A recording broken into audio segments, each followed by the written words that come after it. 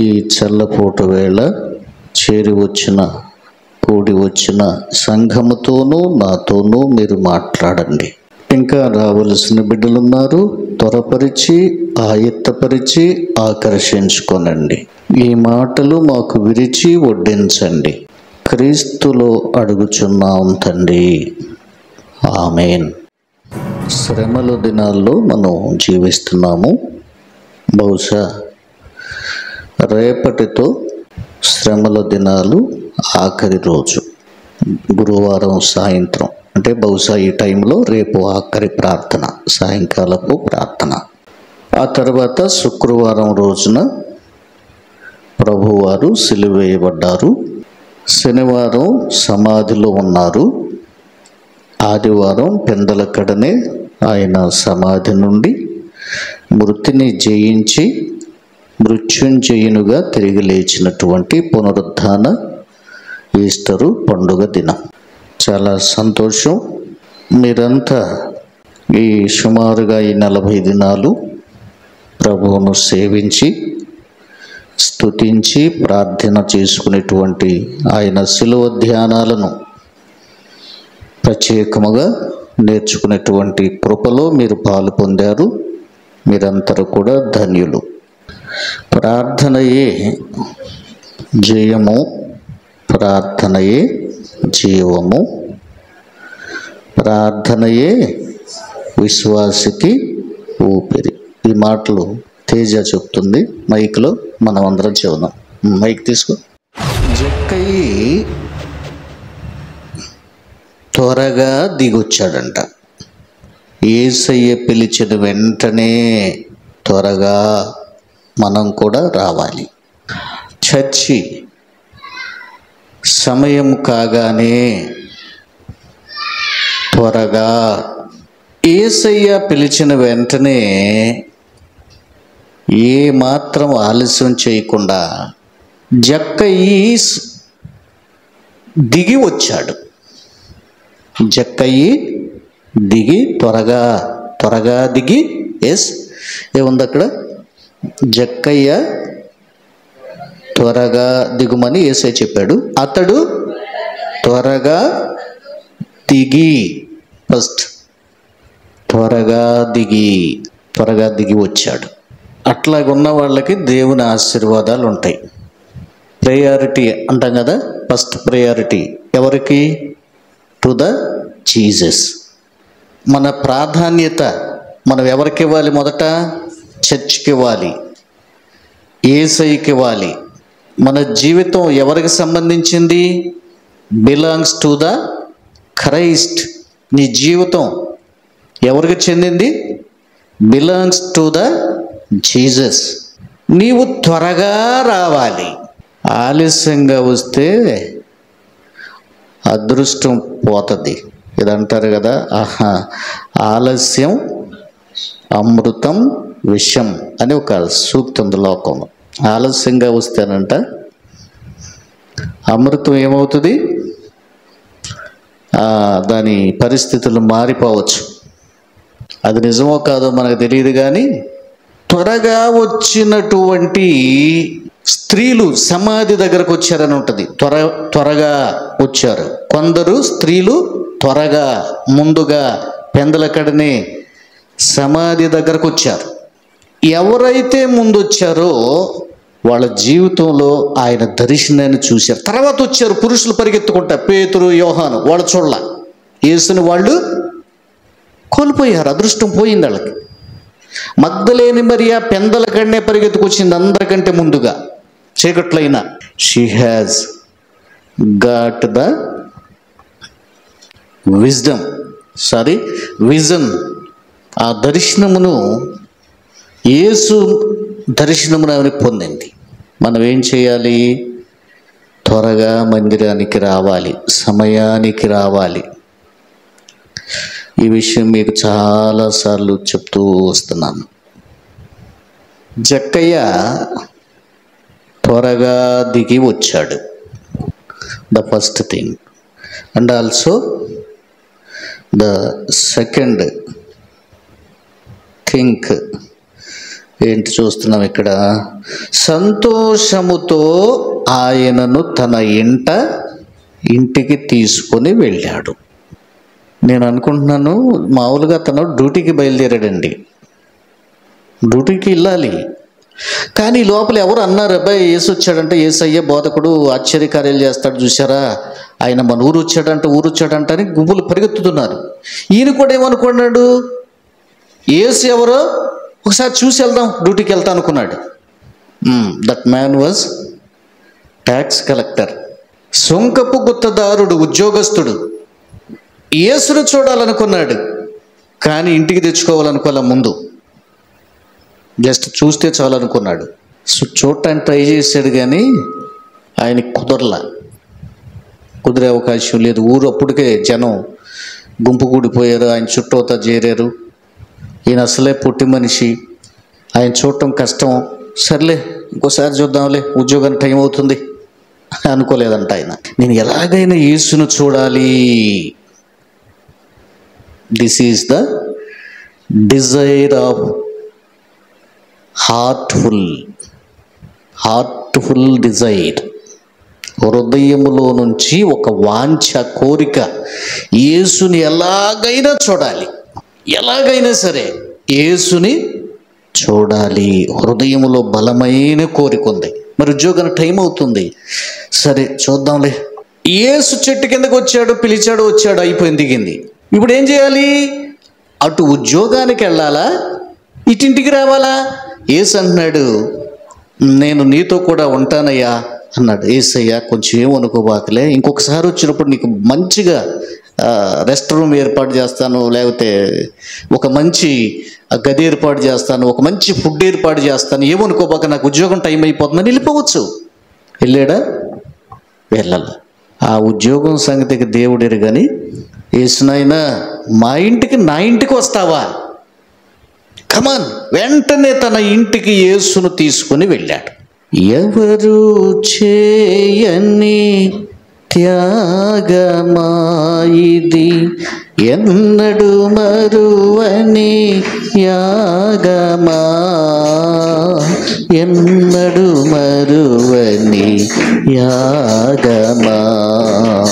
యేసు మనలను ప్రేమించెను, యేసు మనకై మరణించెను.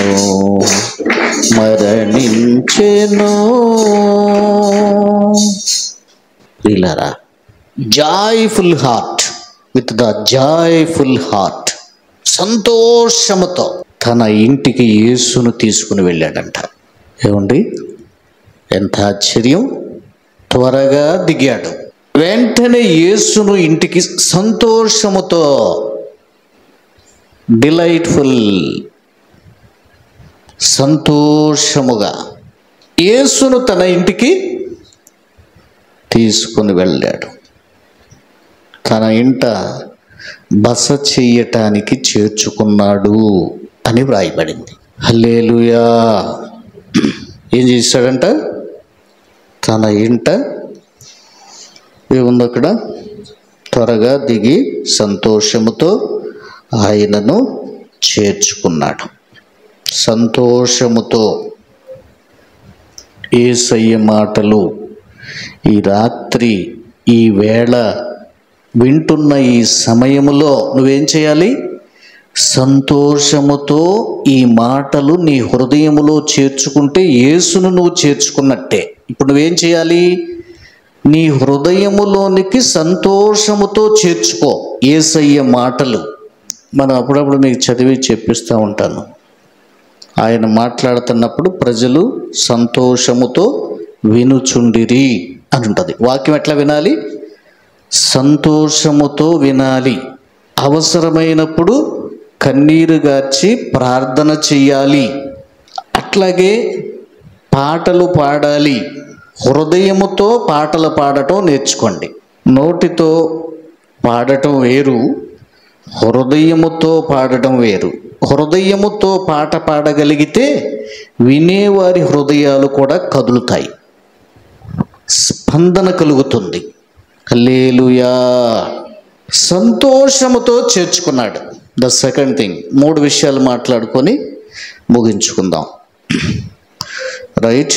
ఇప్పుడు కింద వచనాల్లోకి వస్తే 3వ విషయం, అందరూ అది చూచి ఈయన పాపి అయిన మనుష్యుని యొద్ద బస చేయ వెళ్ళెనని కొంచెం కాదంటండి, చాలా సనుగుకొనిరి.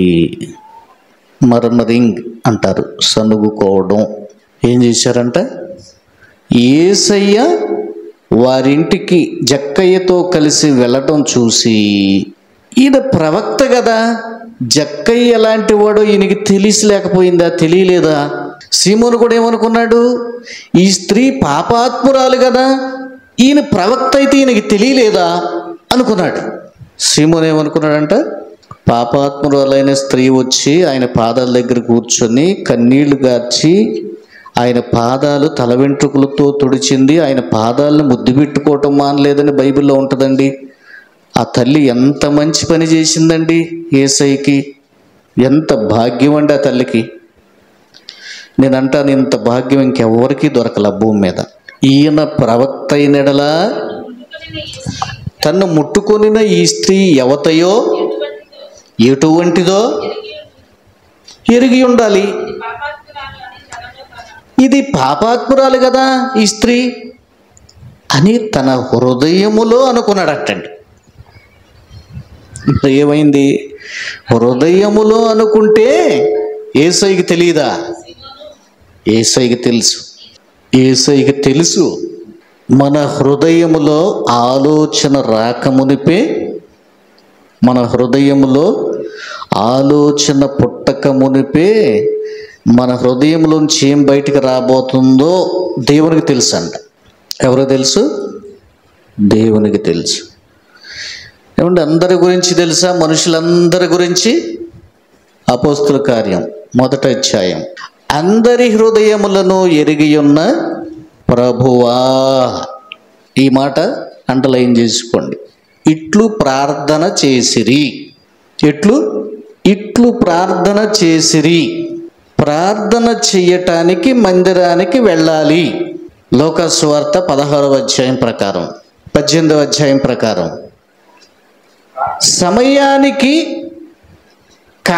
సమయానికి క్రమముగా ప్రార్థన మందిరానికి వెళ్ళాలి. అపోస్తలుల కార్యం 3వ అధ్యాయం ప్రకారం వెళ్ళిన తర్వాత ఏం చేయాలి? ఇట్లు ప్రార్థన చెయ్యాలి. అప్పుడు ఆయన ఏం చేస్తాడు? యెషయా గ్రంథం ప్రకారం, కీర్తన గ్రంథం ప్రకారం, 65వ కీర్తన ప్రకారం నీ ప్రార్థన ఆలకిస్తాడు ఆయన. మరి ఆ తర్వాత ఏం జరుగుతుంది? యెషయా గ్రంథం ప్రకారం ఆయన మందిరములో నిన్ను ఆనందింపజేస్తాడు. హల్లెలూయా. ఈ చైన్ లింక్ సెట్ అయిందా వరుసగా? హల్లెలూయా. సర్వోన్నతుడా నీవే నాకు ఆశ్రయా దుర్గము, ఎవరు లేరు నాకు ఇలలో, ఎవరు లేరు నాకు ఇలలో, ఆదరణ నీవేగా, ఆనందము నీవేగా, ఆదరణ నీవేగా, ఆనందము నీవేగా. వీళ్ళంతా ఏమనుకుంటున్నారంట? పాపి అయిన మనుష్యుని ఇంట బస చేయ వెళ్ళాడు. ఈయనకి తెలీదా? ఆయనకి బాగా తెలుసు. ఇస్కరియోతు యోధాకే డబ్బు సంచిచ్చాడు దొంగ. తెలీదా? తెలిసే ఇచ్చాడు. సీమోను అనుకున్నాడు ఈమె ఎట్టిదో ఈయనకి తెలీదా? ఈ పాపాత్మురాలు తెలుసు. పాపులను రక్షించుట కొరకు క్రీస్తు యేసు ఈ లోకమునకు వచ్చెను. ఇది మనుషులకు తెలియట్లా. పాపులను రక్షించుట కొరకు క్రీస్తు యేసు లోకమునకు వచ్చెను. వీళ్ళేం కొనుక్కుంటున్నారు? అరే పాపాత్ముడ్రా, అరే ఆయన దగ్గరికి వెళ్ళాడేంటి, ఆయనతో మాట్లాడతాడేంటి, అరే మనం ఎంతమంది ఉన్నామో ఏమనుకుంటున్నారు? పాపి అయిన మనుష్యుడు. అసలు యేసు ఎందుకు వచ్చాడు? పాపులను రక్షించుట కొరకు వచ్చాడు. పాపులను రక్షించుట కొరకు వచ్చాడంటే దాని అర్థం ఏంటి? వాళ్ళు ఎక్కడుంటే వాళ్ళ దగ్గరికి ఇప్పుడు యేసు ప్రభు అని సిలువ వేయటంలో ఒక కారణం కూడా చెప్పాను మీకు. ఒక కారణం ఏంటంటే ఈయన సుంకర్లతోనూ పాపులతోనూ భోజనం చేస్తున్నాడు, స్నేహంగా ఉంటున్నాడు. ఇది వాళ్ళు ఓర్చుకోలేకపోయారు. అరే మన జాతికి మన యొక్క యోధా జాతి గౌరవాన్ని మంటగలుగుతున్నాడు ఈయన అనుకున్నారు. యూదులు చాలా నిష్ఠగా ఉంటారు, నియమంగా ఉంటారు. అందుకని వీళ్ళ కోపం వచ్చింది. ఈయన ఏం చేస్తున్నాడు? పాపులతోనూ సోంకర్లతోనూ ఆయన తినుచు త్రాగుచున్నందున వాళ్ళు తూలి కూడా మాట్లాడారండి. దయ్యము పట్టినవాడు అన్నారు. యేసయ్యను ఏమన్నారంటారా? ఆయన తినుచు త్రాగుచు వచ్చిన గనక వీడు దయ్యము పట్టినవాడు అన్నారు. యోహాను తినకయు త్రాగకయు వచ్చెను. యోహాన్ ఏంటి? రివర్స్. అది యోహాన్ని దయ్యం పట్టినవాడు అన్నారు. ఈయనేమైనా తిండిపోతున్నారు. యేసునేమన్నారు? బైబిల్లో ఉంటుంది, మనుష్య కుమారుడు, ఆయనే చెప్తాడు, మనుష్య కుమారుడు తినుచు త్రాగుచు వచ్చాను గనక తిండుబోతు అనిరి. యోహాను తినకయు త్రాగకయు ఉండెను గనక దయ్యం పట్టిన వాడు అన్నారంట. చూశారండి, మనుషులండి ఎటు అవకాశం వస్తే అటు మాట్లాడతారు. కొన్నిసార్లు మనం పట్టించుకోవాల్సిన అవసరం లేదు. మన హృదయం గాయపడటానికి సైతాను వాళ్ళని వాడుకుంటాడు. మనం బాధపడటానికి సైతాను ప్లాన్ ఇది. అకారణంగా మనల్ని దూషిస్తారు. ఎంత చెడ్డ మాట అండి! యేసయ్యను అలా అనొచ్చా? బాప్తిస్మం ఇచ్చి యోహాను రొట్టె తినకయు ద్రాక్షారసము త్రాగకయు వచ్చెను గనక వీడు దయ్యము పట్టిన వాడనిరి. ఏమండి, ఆయన ఏదో పాపం ఫాస్టింగ్ల మీద ఫాస్టింగ్ చేస్తున్నాడు, మంచిదే కదా. ఆయన తప్పేం చేశాడు? తినట్లా, రొట్టె తినట్లా, ద్రాక్షారసం తాగట్లా. ఎక్కడైనా దొరికితే ఎప్పుడన్నా ఒకసారి మిడతలో ఏయో తేనె తిని టెంపరీగా ఫాస్టింగ్ ఉంటూ ఆయన ఎంతో శక్తి కలిగి జీవిస్తున్నాడు. ప్రవక్త అరణ్యాల్లో జీవిస్తున్నాడు. అంత మంచి ఆయన పట్టుకునేమన్నారు? వాడికి దయ్యం పట్టింది అన్నారు. అంతేనండి, ప్రజలు ఇట్లాగే దూషిస్తారు, అకారణంగా దూషిస్తారు. అంత అవసరం ఏంటండి? ఆయన ఆ మాట అనాల్సిన అవసరం ఏంటి అసలు? సరే పోనీ ఈయనేం చేస్తున్నాడు? యేసయ్య మనుష్య కుమారుడు తినుచును త్రాగుచును వచ్చెను గనక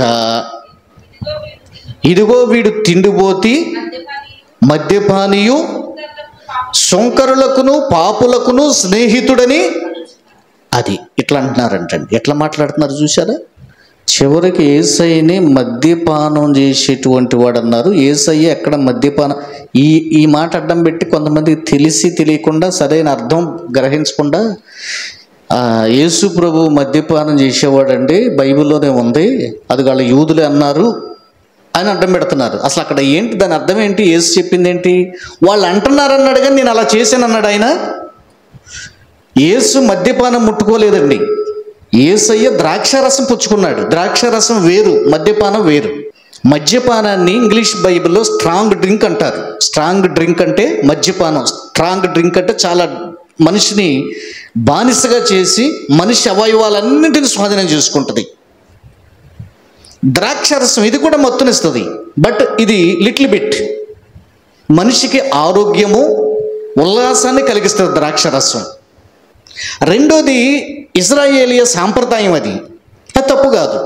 యేసు మద్యపాని కాదు, ఆయన మద్యపానం చేయలేదు. ధూమపానం, మద్యపానం ఇట్లాంటివి ఆయన తీసుకోలేదు. ఈ మనుషులు ఎట్లాంటి చెడ్డవాళ్ళు అంటే అటు తీసుకున్నా తప్పే అంటున్నారు, ఇటు తీసుకోకపోయినా తిన్నా తప్పే, తినకపోయినా తప్పే. కొన్నిసార్లు ఇట్లాగే నిందలేస్తారు మన మీద. అయితే మనం ఏం చేయాలి? ప్రభువును బట్టి చక్కగా ధైర్యం తెచ్చుకోవాలి. మనుషులు నిందించినప్పుడు కృంగిపోవాకండి, ఇది సైతాను పని అని గ్రహించండి. యేసయ్య కృంగిపోలా. రకరకాలుగా ఆయన అవమానించారు. ఇంకొకటి కూడా నేర్చుకోవాలి. మనుషులు ఎవరైతే మనల్ని ద్వేషిస్తున్నారో సాధారణంగానండి వెంటనే మనకు వాళ్ళ మీద బాధ కలుగుతుంది. అయితే మనం ఏం చేయాలంటే బాధ తెచ్చుకోకూడదు, వాళ్ళని క్షమించేసేయాలి. గుర్తుంచుకోండి. అప్పుడు సైతానండి సిగ్గుపడుతుంది, దానికి ఇక మన మీద అధికారం ఉండదు. పాపి అయిన మనుష్యుడు, అసలు పాపులను రక్షించడానికి కోసం ఆయన పుట్టాడు ఇక్కడ. ఈ సంగతి వీళ్ళకి తెలియట్లా. పాపులకు రక్షకుడు యేసయ్య, పాపములను క్షమించేవాడు యేసయ్య. పాపులైనటువంటి వారంటండి ఎవరైనా రక్షించబడితే పరలోకంలో పండగ చేసుకుంటారంట. లోకాసు వార్త 15వ అధ్యాయం 7వ వచనం. అటువలే మారు మనసు అక్కరలేని 99 మంది నీతిమంతుల కంటే కలిగే సంతోషం కంటే మారు మనసు పొందే ఒక్క పాపి విషయమై పరలోకమందు ఎక్కువ సంతోషం కలుగుతుందంట. పరలోకంలో చక్కగా ఆనందంగా, ఒక మాటలో మనం చెప్పాలంటే వాళ్ళు పండగ చేసుకుంటారని అర్థం. వీళ్ళకి అర్థం కాల. ఆయన వచ్చిందే పాపులను రక్షించడానికి. యేసయ్య ఎవరికి కావాలి? పాపంలో జీవించేవాడికి కావాలి, నీతిమంతుడికి ఎందుకు? హల్లెలూయా. ఏం జరుగుతుందంట? పరలోకములో పాపి విషయమై సంతోషం కలుగుతుందంట. పాపులను రక్షించడానికి వచ్చాడు ఆయన. సిలువలో నలుగొట్టబడ్డాడు ఆయన. రక్తము ధారలుగా కార్చాడు ఆయన. ఒక విషయం ఏంటంటే ఇక్కడ ప్యాషన్ ఆఫ్ ది క్రైస్ట్ అన్నటువంటిది మీలో అందరూ చూసారా? యేసుక్రీస్తు వారి ఆ చివరి క్షణాలు ఆయన సిలువేయటం. ఇంగ్లీష్ వాళ్ళ మూవీ తీశారు కదా, ఎవరైనా చూసారా? అందరూ ఆల్మోస్ట్ చూసి ఉంటారేమో అనుకుంటున్నాను. చూసారా? ప్యాషన్ ఆఫ్ ది క్రైస్ట్ అని ఉంటుంది. ఇప్పుడు తెలుగులో కూడా ఉంది అది. అంటే మనకి మన ఇండియాలో తెలుగు ప్రజల మధ్య కరుణామయుడు బాగా పాపులర్ అయ్యింది. మనకి ఒక 30-40 ఏళ్ల క్రితం వచ్చింది అనుకుందాం. వరల్డ్ వైడ్గా ప్యాషన్ ఆఫ్ ది క్రైస్ట్ బాగా ఫేమస్ అయింది. ఆ రక్తం చిందించడం, ఆ 40 కొరడా దెబ్బలు కొట్టడం, సిలువ వేయటం, అసలు కళ్ళకు కట్టినట్లుగా ఆ డైరెక్టర్ ఆ మూవీ తీశాడండి. యేసుక్రీస్తుగా నటించిన నటుడే. నేను ఈ విషయం చెప్పి ముగిస్తా, వినండి. ఆయన పేరు ఏదో ఉందండి, నేను మర్చిపోయాను. దాంట్లో జీసస్ క్యారెక్టర్ చేసిన ఆయన పేరు. అతను ఒక సినిమా యాక్టర్, హాలీవుడ్ యాక్టర్. ఈ కథ రాసుకున్నటువంటి దర్శకుడు యేసుక్రీస్తు పోలికలతో ఉన్నాడని ఆ వ్యక్తి అబ్బాయి, నీ దగ్గర మంచి మాకు కావాల్సిన యేసుక్రీస్తు పోలికలు ఉన్నాయి రా నాయన, మాకు క్యారెక్టర్ ఇస్తాము, చేస్తావా యేసు ప్రభు క్యారెక్టర్ అని అడిగాడంట డైరెక్టర్ ఆయన్ని పిలిపించి. చేస్తానన్నాడు. అతనికి మారు మనసు లేదు. కానీ ఆ ముక్కు, ఎత్తు, మొక్క కవళికలు చక్కగా క్రీస్తు ప్రభువుకు సరిపోనట్టుగా ఉన్నాయి అతని రూపం అంతా కూడా. చేస్తానన్నాడు. రైట్, సంతకం పెట్టించుకున్నారు. వాళ్ళ ప్రాసెస్ ప్రకారంగా దీంట్లో నటించడానికి ఇంత డబ్బు, రైట్, అయిపోయింది. ఆ సినిమా తీస్తూ ఉన్నారు. ఆ కథలో చివరి భాగంలో యేసు వారిని కొరడా దెబ్బలు కొట్టే సన్నివేశం ఉంది. ఒక్కటి దక్కు 40 దెబ్బలు. మహిమ నీకే ప్రభో, ఘనత నీకే ప్రభో, మహిమ నీకే ప్రభు, ఘనత నీకే ప్రభు, స్తుతియు మహిమ ఘనతయు ప్రభావము నీకే ప్రభు, స్తుతియు మహిమ ఘనతయు ప్రభావము నీకే ప్రభు, ఆరాధన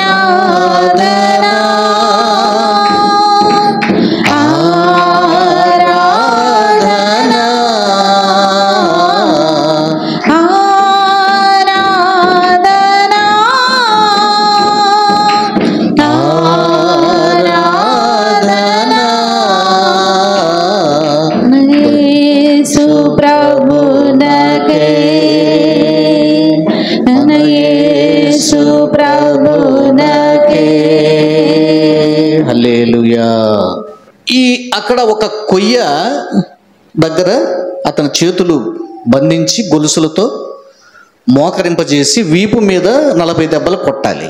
ఒక్కడి దక్కు 40 దెబ్బలు కొట్టాలి. చాలా ఆ డైరెక్టర్ దాన్ని మనకి కళ్ళకు కట్టినట్టుగా చూపించడానికి అంతా కూడా సిద్ధం చేసి అతనికి ఒక కవచం తొడిగారంట.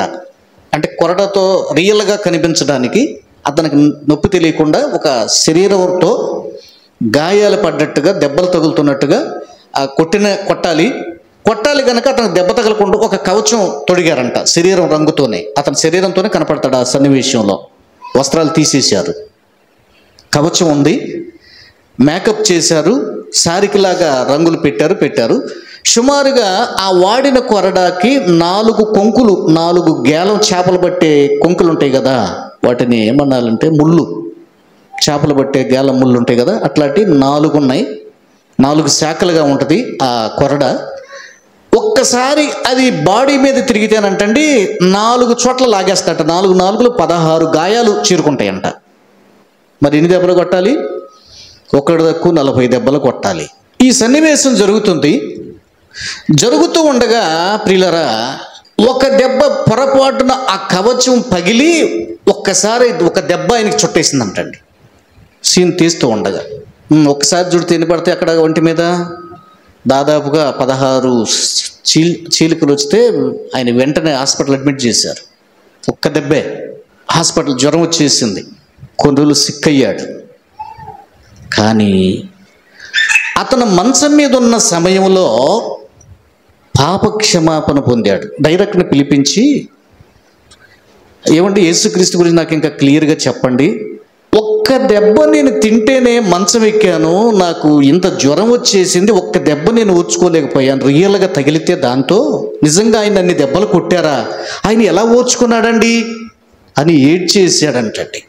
తర్వాత అతని పరిస్థితి బాగోకపోయినా, అంత ఆరోగ్యం రాకపోయినా మళ్ళా వెళ్ళి యాక్టింగ్ చేసి ఆ సినిమాను ముగించాడంట. ఆ ఘోర కల్వరిలో తులువలా మధ్యలో వ్రేలాడిన యేసయ్యా, వెలి అయిన యేసయ్యా, బలి అయిన యేసయ్యా, నిలువెల్ల నలిగితివా, నీవెంతో అలసితివా, సిలువలో ఆ ఘోర కల్వరిలో తులువలా మధ్యలో వ్రేలాడిన యేసయ్యా. మన యేసయ్య, మన రాజు, మన కోసం ప్రాణం పెట్టడానికి వచ్చాడు. ఆయన పాపులను రక్షించడం కొరకు ఘోరమైన శిక్ష, కొరడా దెబ్బలు, అవమానము, ముఖం మీద ఉమ్మేశారు. ఎందుకని? పాపులను రక్షించడానికి వచ్చాడు. ఇప్పుడు నీకు చివరిగా ఒక మాట చెప్పి నేను ముగిస్తా. ఆ పని నీకు అప్పగించబడింది. యేసయ్య పరలోకానికి ఎక్కి వెళ్ళాడు. యాకోబు పత్రిక 5వ అధ్యాయం 20వ వచనం, పాపిని వాడి తప్పు మార్గము నుండి మళ్ళించేవాడు మరణము నుండి ఒక ఆత్మను రక్షించి అనేక పాపముల నుంచి కప్పివేస్తాడు. ఈ పని నీది. ఒక వ్యక్తి నువ్వేం చేయాలి? పాపము నుంచి మళ్ళించు, ప్రభు దగ్గరికి తీసుకురా. అగ్ని నుంచి నువ్వు తప్పిస్తున్నావు. యేసయ్య ఏం చేశాడు? ఆ డ్యూటీ ఆయన చేశాడు ఆయన ఉండగా. ఇప్పుడు విశ్వాసమైన నీకు, సేవకుడవైన నీకు, సేవకురాలివైన నీకు, ఒకవేళ సంఘ పెద్దవైన నీకు యేసయ్య బాధ్యత అప్పగించాడు. ఏం చేయాలి? నువ్వేం చేయాలి? ప్రియులారా, అగ్నిలో నుంచి లాగినట్టుగా పాపములో జీవించేటువంటి వారికి సువార్త చెప్పి ప్రభు దగ్గరికి నడిపిస్తే నువ్వేం చేసినట్టు? ఒక పాపిని రక్షించావు. ఎట్లా? అగ్నిలో నుంచి లాగినట్టుగా. ఎంత మంచి మాట అండి. ఇప్పుడు పని నీది. ఏదో సిలువేశారని ఏడవటం కాదు, ఏదో 40 దినాలు పాటించి వదిలేయటం కాదు. జీవితకాలం నువ్వేం చేయాలి తెలుసా? నమ్మకముగా ఆయన సేవ చేయాలి. అంటే ఏంటి? ఒక పాస్టర్ గారు సువార్త చెప్తారు కాదు, నువ్వేం చేయొచ్చు? ఇంటి దగ్గర పక్కన వాళ్ళకి సాక్ష్యం చెప్పాలి, యేసును పరిచయం చేయాలి. వాళ్ళు విని రక్షణలోకి వస్తే నువ్వు రక్షించినట్టే ఆత్మని సంఘానికి తెచ్చావు. ఆ యొక్క లెక్క నీదే. సేవకుడు ఇక్కడికి వచ్చాక పోషిస్తాడు, ఆత్మ సంబంధంగా ఆహారం పెడతాడు, గాయపడితే ప్రార్థన చేస్తాడు, కష్టాల్లో ఉంటే ప్రార్థన చేస్తాడు. ఇది ఒక పరిచర్య, దైవజనుడు సంఘంలో చేసే పరిచర్య. మరి విశ్వాసులు ఏం చేయాలి? నేను చాలాసార్లు అదే చెప్పేది, గొర్రెల మంద పెరగాలంటే గొర్రెలే కనాలి, కాపరి కాదు. ఆ బాధ్యత తీసుకోండి. ఈ సిలువ దినాల్లో, శ్రమల దినాల్లో నేర్చుకోండి, ఈ మాటలు గుర్తుంచుకోండి. నేను ఏం చేయాలి? What can I do for you O Lord? ప్రభు, నేను నీ కోసం నేను ఏం చేయాలి? ఏం చేయాలంటే నీ సాక్ష్యాన్ని చెప్పాలి, ఇతరులని ప్రభు దగ్గరికి తీసుకురావాలి. ప్రభు పని నువ్వు చేయి. ఎక్కడ తీరుతుందండి? మన పనులే మనకు సరిపోవట్లా అనుకుంటున్నారా? ఒకరోజు మీరు సిగ్గుపడతారు ప్రభు దగ్గర. యేసయ్య దగ్గర మనం సిగ్గుపడాల్సి వస్తుందంట. బైబిల్లో ఉందన్నమాట.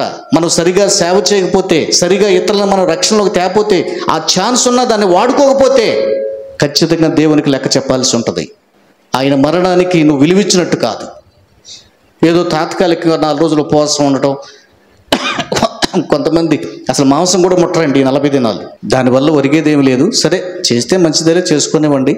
బట్ అన్నిటికంటే ముఖ్యం ఏంటంటే అదేదో ఆచారంగా చేసి వదిలేయటం కాదు. పండుగని నీ జీవితంలో అనుసరించాలి. రైట్? పాపి అయిన మనుషుడు అన్నారు, ఆయన దగ్గరికి వెళ్ళాడేంటారు అన్నారు. ఆయన వచ్చిందే వాళ్ళ కోసం.